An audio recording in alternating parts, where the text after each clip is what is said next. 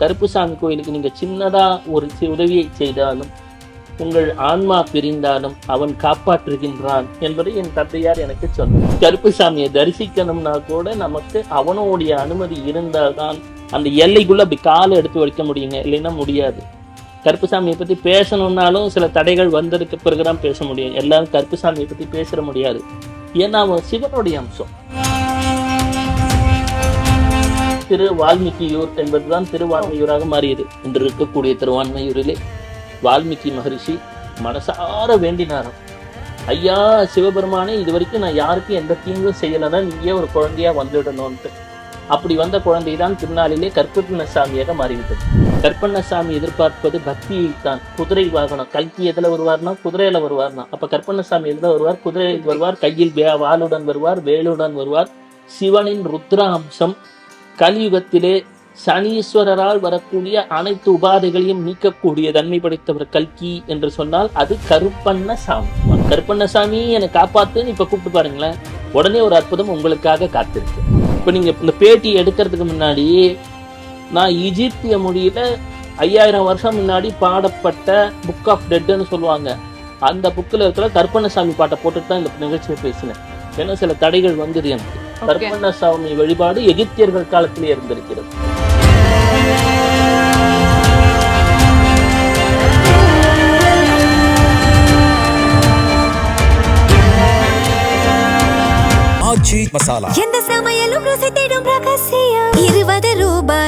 அனைவருக்கும் அன்பான வணக்கம். இன்றைக்கு ஆன்மீக ஜோதிடர் ஐயா பவானி ஆனந்த் அவர்கள் நம்ம ஸ்டுடியோக்கு வந்திருக்காங்க. வணக்கம் ஐயா. வெள்ளைக்கொம்பன் விநாயகனது பேரொரு கருணையினாலே ராணி ஆண்டை நேயர்கள் வாழ்க்கையிலே அனைத்து நலமும் வளமும் பெருகட்டும். கேள்விகளை தொடரலாம். ஐயா, இப்ப நிறைய இடத்துல கருப்பசாமி பத்தி பேசிட்டு இருக்காங்க. கருப்பசாமி அனுபவம் உங்களுக்கு ஏதாவது இருக்கா? எங்களுக்கு முக்கியமான கேள்வி என்னன்னா, கருப்பசாமிக்கு எல்லைகள் உண்டா? ஆமா, அற்புதமான கேள்வியம்மா. கருப்புசாமிக்கு எல்லைகள் உண்டா? எனது முதல் சொந்த அனுபவத்தை சொல்றேன். ஒரு 5-6 வருடங்கள் முன்னாலே நான் ஆங்கில சமூக வலைத்தளங்களிலே அதிகமாக எழுதி கொண்டிருப்பேன். பொதுவாக உலக ஜோதிடம் மற்றும் இந்த தங்கத்தோட விலையை பற்றி ஆங்கிலத்துல. அப்போ ரஷ்யா உக்ரைன் எல்லையிலிருந்து ஒரு வெள்ளைக்கார பெண்மணி என்னை அழைக்கிறார். ஐயா, நான் தங்கத்துல எல்லாம் முதலீடு பண்றது உங்கள்ட்ட பார்த்துதான் பண்ணுவேன், நல்லா இருக்கீங்களான்னு சொல்லிட்டு ஒரு அமெரிக்க ஆங்கிலத்துல பேச துவங்குகிறார். பிறகு அவங்க குடும்பமே எனக்கு ரொம்ப நட்பாயிடுச்சு, அடிக்கடி பேசி. ஒரு நாள் சொல்றாங்க, ஐயா எங்க ஜாதகங்களை ஒரு பார்வை பாருங்களேன் அப்படின்னு சொன்ன போது நான் சொன்னேன், ஏதோ எனக்கு ஒரு சங்கடம் உங்களுக்கு தெரிகிறது. ஒரு எளிமையான ஒரு விஷயத்த சொல்றேன், கருப்பு அப்படின்ற வார்த்தையை அடிக்கடி சொல்லிக்கோங்கன்னு. அவங்களுக்கு சுத்தமா தமிழ் தெரியாது. அவங்க பேசக்கூடிய மொழி ரஷ்யா கலந்த அந்த உக்ரைன் மொழி மற்றும் ஆங்கிலம். கருப்புன்ற வார்த்தையை மட்டும் தினமும் ஒரு சொல்லிக்கோங்க. 18ஆம் படி கருப்போட வரலாறை எனக்கு தெரிந்த வகையில ஆங்கிலத்திலே சொல்லிவிட்டேன். கருப்பசாமி வரலாறு இங்கிலீஷ்ல உங்களுக்கு சொல்லிட்டேன். ஓகே. அப்புறம் நீங்க கூகுள் பண்ணி பாருங்களேன், 18ஆம் படி கருப்புன்னு ஒண்ணு இருக்கும். அவருடைய இதை பண்ணி அவருடைய திருவுருவத்தை தரிசனம் பண்ணி மனசுல நினைச்சுக்கோங்க எல்லாம் சொல்லிட்டேன். அவங்க அந்த கருப்புன்ற வார்த்தையை அடிக்கடி சொல்ல ஆரம்பிக்கிறாங்க. சில வாரங்கள் பிறகு அவங்களுக்கு ஒரு தொலைபேசி அழைப்பு வருகிறது.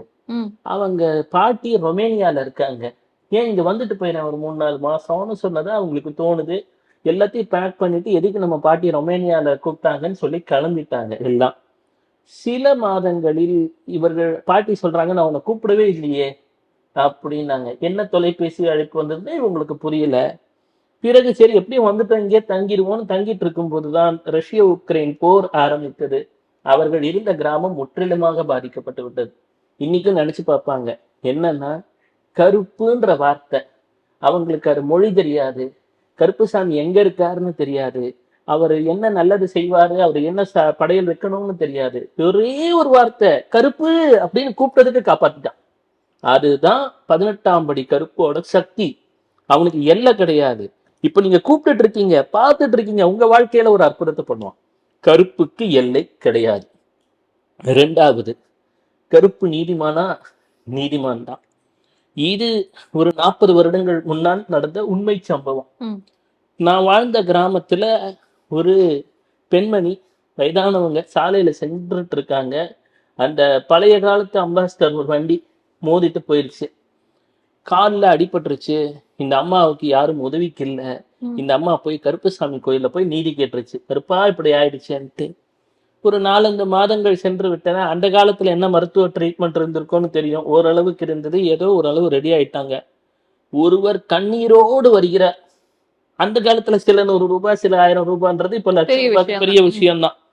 அதை எடுத்துட்டு வந்துட்டு, ஐயா என்னை மன்னிச்சிருங்க, இங்க ஒரு பெண்மணி பாதிக்கப்பட்டார், நான் ஏமாத்திட்டு ஓடி போயிட்டேன், எனக்கு 2, 3 வாரமா கனவுகள் வந்தது, கெட்ட கெட்ட கனவுகள், கருப்புசாமி வந்து மிரட்டுற மாதிரி, எனக்கு என் குடும்பத்துல தொடர்ச்சியாக கெட்ட நிகழ்வுகள், என்னால் தாங்க இயலவில்லை, யாரோ ஒரு பெரியவர்கிட்ட போனேன், நீ ஒரு கிராமத்துல ஒரு பெண்மணிக்கு தவறு பண்ணிட்ட, போய் முதல் வேலையா மன்னிப்ப கேளு, அது வரைக்கும் உனக்கு பரிகாரமே கிடையாதுன்ட்டாங்க. அப்போ கருப்புசாமி நீதிமானா? சத்தியமான நீதிமான். என்னோட வாழ்க்கையில ஒரு நிகழ்ச்சியை சொல்லணும்னா, எங்க அப்பாவுக்கு கருப்புசாமி மேல ரொம்ப ஈடுபாடு. எங்க அப்பா, நாங்க பவானியில லட்சுமி நகர் அப்படின்ற இடத்துல வாழ்ந்து கொண்டிருந்தோம். குடும்பத்துல வறுமை எல்லாம் இருக்கிறது தான். சாதாரண அரசு பள்ளியில படிச்சவன் தான் நான். எங்க அப்பா என்ன பண்ணுவார், தினமும் கருப்புசாமிகிட்ட போய் ஒரு கோரிக்கை வைப்பார். என் பையன் வாழ்க்கையில நல்லா வரணும், ஒரு முன்னேற்றணும் அப்படின்லாம் கோரிக்கை வச்சுட்டு இருப்பார். அந்த கோயிலுக்கு ஒரு மணியை வாங்கி தந்தார். ம். அதோட வாங்கி தந்துட்டார். அப்புறம் காலங்கள் உருண்டோடியது. அவருக்கும் அவருடைய பிறப்பின் நோக்கம் முடிந்து விட்டது. ஆன்ம நிலையிலே முன்னேறி விட்டார்னு சொல்லலாம். ஒரு நாள் எனக்கு எங்க அப்பா மரித்த பின் 2 மாதங்கள் பிறகு கனவிலே வருகிறார். எனக்கு வந்து எங்க அப்பா கனவு அடிக்கடி வரும். உதாரணமா எங்க அப்பா போறதுக்கு 1 வாரம் முன்னாடியே, மகனே நான் இந்த உடலை விட்டு செல்லப் போகிறேன், எனக்கு இவ்வளவு காசு வரும், வந்தா பக்கத்துல 4வது ரூம்ல ஒருத்தர் மருத்துவத்துக்கு தேவைப்பட்டுட்டு இருக்கோம், அவங்களுக்கு கொண்டு போய் குடுன்ற அளவுக்கு சொல்லுவார் எனக்கு. எங்க அப்பாட்ட மரித்த பிறகு ஒரு 1½ மாதம் 2 மாதம் பிறகு எனக்கு கனவுல வந்தார்.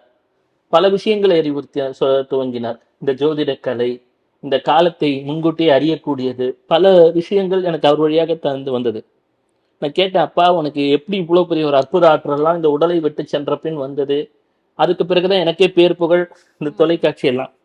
அவர் சொன்னார், கருப்புசாமி கோயிலுக்கு நான் ஒரு மணி வாங்கி கொடுத்தேன், ஞாபகம் இருக்கா? அந்த மணி வாங்கி கொடுத்ததோட புண்ணியம் இன்னைக்கு நான் உயர்ந்த ஆன்ம நிலையில இருக்கிறேன். அப்ப கருப்புசாமி கோயிலுக்கு நீங்க சின்னதா ஒரு உதவியை செய்தாலும், உங்கள் ஆன்மா பிரிந்தாலும் அவன் காப்பாற்றுகின்றான் என்பதை என் தந்தையார் எனக்கு சொன்னது. அது மணி ஏன் சார் ஸ்பெசிஃபிக்கா கருப்பசாமி கோயிலுக்கு? எங்க அப்பாவுக்கு தோணுச்சுமா. உண்மையான காரணம் எனக்கே தெரியாது. ஆஹா. ஆனா அதுக்கு பிறகு எங்ககிட்ட மணியும் வந்தது. வாழ்க்கையில இன்னைக்கு நல்லா தான் இருக்கும். அதனால அப்பாவோட கருணை. இப்போ கருப்புசாமிக்கு அப்படி ஒரு சக்தி. இதே போல நான் மற்றொன்றையும் கண்டிருக்கிறேன். எல்லாரும் கருப்புசாமியை பத்தி பேசிட முடியாது, கேட்டுட முடியாது, கருப்புசாமி கோயிலுக்கு போயிட முடியாது. ஓ. என்கிட்ட ஒரு பிரபல வடநாட்டு அரசியல்வாதி தேர்தல் முடிவுகளை பத்தி எல்லாம் கேட்டார் ஒரு காலகட்டத்துல. நான் சொல்றேன், இத்தனாம் தேதிக்குள்ள இங்க போய் கருப்புசாமியை போய் பார்த்துட்டு வந்துருங்கன்னு. அவர் சொன்னார், இங்க இருக்கிற மதுரை ஒரு பிளேனை பிடிச்சா 2 மணி நேரம் கரெக்டா உங்களுக்கு வந்து நான் அந்த நேரத்துல சென்று பார்த்து விட்டு வந்து விடுவேன். அவருக்கு தேர்தல் முடிவுகள் அறிவிக்கக்கூடிய, அவர் மாநிலத்துல அறிவிக்கக்கூடிய நேரம் கரெக்டா பிளேனை பிடிச்சு அது வரைக்கும் அவர் அதை பெருசா எடுத்துக்கல. ம். என்னமோ ஒண்ணு அப்படின்னு விட்டுட்டாரு. கடைசி நேரத்துல அவர் வராரு. வர வழியில பாதி வழியில டயர் பஞ்சர் ஆயிடுச்சு. அப்பதான் சொன்னார், கருப்புசாமியை தரிசிக்கணும்னா கூட நமக்கு அவனுடைய அனுமதி இருந்தால்தான் அந்த எல்லைக்குள்ள அப்படி காலை எடுத்து வைக்க முடியுங்க, இல்லைன்னா முடியாது. கருப்புசாமியை பத்தி பேசணும்னாலும் சில தடைகள் வந்ததுக்கு பிறகுதான் பேச முடியும். எல்லாரும் கருப்புசாமியை பத்தி பேசிட முடியாது. ஏன்னா அவன் சிவனுடைய அம்சம். நிறைய பேருக்கு தெரியாதது, வால்மீகியிலே ராமாயணத்திலே லவன் குசன் என்று 2 பேரை படிச்சிருப்போம். ஒரு முறை அன்னை சீதையின் குழந்தை காணாமல் சென்று விடுகிறதா, ஒரு குழந்தை. அது திரும்பி வரத்துக்குள்ள நம்ம வால்மீகி மகரிஷி அப்படின்னா உடனே என்ன ஞாபகம் வரணும், திருவான்மையூர் அப்படின்றதான் ஞாபகம் வரணும். திரு வால்மீகியூர் என்பதுதான் திருவான்மையூராக மாறியது. இன்று இருக்கக்கூடிய திருவான்மையூரிலே வால்மீகி மகரிஷி மனசார வேண்டினாராம், ஐயா சிவபெருமானே, இது வரைக்கும் நான் யாருக்கும் எந்த தீங்கும் செய்யலைன்னா நீயே ஒரு குழந்தையா வந்துடணும்ட்டு. அப்படி வந்த குழந்தைதான் பின்னாளிலே கருப்பண்ணசாமியாக மாறிவிட்டது. புரியுதுங்களா? அப்போ அதுக்குள்ளே 11 ஒரிஜினல் குழந்தையும் வந்துருச்சு. இது யாரு எக்ஸ்ட்ராவா ஒரு குழந்தை வந்திருக்கேன்னு, இதுதான் கருப்பண்ணசாமி. இப்ப கருப்பண்ணசாமி சொன்னாராம், நான் நீதியை நிலைநாட்டுவதற்கான அவதாரமாக இருந்து விடுகிறேன், மக்கள் துயரை தீர்த்து விடுகிறேன்லாம். அப்ப கருப்பண்ணசாமிக்கு எல்லைகள் கிடையாது. கருப்பண்ணசாமி எதிர்பார்ப்பது பக்தியைத்தான். குதிரை வாகனம், கல்கி எதுல வருவார்னா குதிரையில வருவார்னா, அப்ப கருப்பண்ணசாமி எதுல வருவார், குதிரையில் வருவார், கையில் வாளுடன் வருவார், வேலுடன் வருவார். சிவனின் ருத்ர அம்சம். கலியுகத்திலே சனீஸ்வரரால் வரக்கூடிய அனைத்து உபாதைகளையும் நீக்கக்கூடிய தன்மை படைத்தவர் கல்கி என்று சொன்னால் அது கருப்பண்ணசாமி. ஓகே. இப்ப கருப்பண்ணசாமி ஆனா முதல்ல எல்லாம் சொல்லும்போது கிராமத்து கடவுள் அப்படிலாம் சொல்லுவாங்க. இப்ப சென்னையிலயும் கும்பிடுறாங்க. நிறைய இடத்துல கும்பிடுறாங்க ஐயா. கிராமம் என்று சொன்னால் அவர் கிராமத்தையும் காக்கும் கடவுள். உண்மையை சொல்லணும் அப்படின்னா அங்கே மட்டுமல்ல, இங்கே மட்டுமல்ல, எங்கும் இருப்பவர்.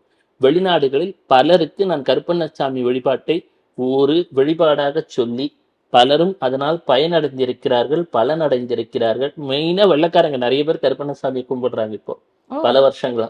ஏன்னா நான் யாராவது வந்தாங்கன்னா உடனே சொல்லுவேன், அவரை வழிபட்டு பாருங்க, எங்க இருந்து கூப்பிட்டாலும் அழைத்தாலும் வருவான். கருப்பண்ணசாமி என்னை காப்பாத்துன்னு இப்ப கூப்பிட்டு பாருங்களேன், உடனே ஒரு அற்புதம் உங்களுக்காக காத்திருக்கிறது. அது வழிபாட்டு முறைன்னு பர்ட்டிகுலரா ஏதாவது இருக்கா சார்? ஆமா, அதுல ஒவ்வொருத்தர் அவங்கவுங்க விருப்பத்துக்கான படையல்கள் எல்லாம் உண்டு. ஆனா நான் சொல்லுவது எதுவாக இருந்தாலும் எளிமையாக இருக்கின்ற இடத்திலே அப்பா கருப்பண்ணசாமி வந்துடு அப்படின்னு சொன்னா வந்துடும். ஓகே. இப்ப நீங்க இந்த பேட்டி எடுக்கிறதுக்கு முன்னாடி நான் ஈஜிப்திய மொழியில 5000 வருஷம் முன்னாடி பாடப்பட்ட புக் ஆஃப் டெட்னு சொல்லுவாங்க, அந்த புக்கில் இருக்கிற கருப்பண்ணசாமி பாட்டை போட்டுட்டு தான் இந்த நிகழ்ச்சியை பேசினேன். ஏன்னா சில தடைகள் வந்தது எனக்கு. அதனால கருப்பண்ணசாமி வரலாறு என்று எடுத்துக்கொண்டால் நீங்கள் 5000 வருடங்கள் பழமையானது. அனுபிஸ், ரா, செக்மத் என்றெல்லாம் தேடி பார்த்தால் கூகுள் செய்தால் வரும். கருப்பண்ணசாமி வழிபாடு எகிப்தியர்கள் காலத்திலே இருந்திருக்கிறது. அதனால இது இப்போ வந்ததெல்லாம் கிடையாது. 5000 6000 வருடங்கள் பழமையானது. எகிப்தியல் பண்பாடுகளும் உண்டு. செக்மத் அப்படின்னா நம்ம ஊர் பிரத்யங்கரா, அதோடைய வடிவம் செக்மத். அனுபிஸ் அப்படின்னு சொல்லக்கூடியது காலபைரவனுடைய வடிவம். இதெல்லாம் எகிப்துல இருக்கு. அதே போல கருப்பண்ணசாமியின் வழிபாடும் அங்கே இருக்கிறது. சோ அதெல்லாம் தான் இந்த நாட்டிலே கும்பிடுறோம், அங்கேயும் கும்பிடுறாங்க, வெவ்வேறு பெயர். இந்த நிகழ்ச்சி ஆரம்பிக்கிறதுக்கு முன்னாடி 2 நிமிஷம் முன்னாடி எனக்கு தடங்கள், உடனே அவரோட பாட்டை தான் போட்டேன். அப்போ என்னன்னா, அவரோட பேரை சொல்லணும்னா கருப்பண்ணசாமி என்னை காப்பாத்துன்னு நீங்க சொல்லணும்னா அவன் அனுகிரகம் பண்ணணும். எப்போ அவன் அனுகிரகம் பண்ணிட்டானோ அப்போது சத்தியமாக நடக்கும். அவன் காவல் தெய்வம் மட்டுமல்ல, கிராம தேவதை மட்டுமல்ல, குலதெய்வம் மட்டுமல்ல, காக்கும் தெய்வம். எப்பொழுதெல்லாம் கருப்பண்ணசாமியை பெயரிட்டு அழைக்கின்றோமோ, கருப்பா வந்துவிடு என்று அழைக்கின்றோமோ, அந்த கணமே உங்களுக்கு வில்லுடனும் வேலுடனும் வந்து விடுவான். அவனுடன் அந்த நாய்களும் வரும், அவனது குதிரையும் வரும். வாழ்க்கையிலே குதிரை வேகத்தை தரும், வெற்றியை தரும், விவேகத்தை தரும், அருளையும் பொருளையும் வாரி வழங்கிடும் என்பதிலே மாற்று கருத்து கிடையாது.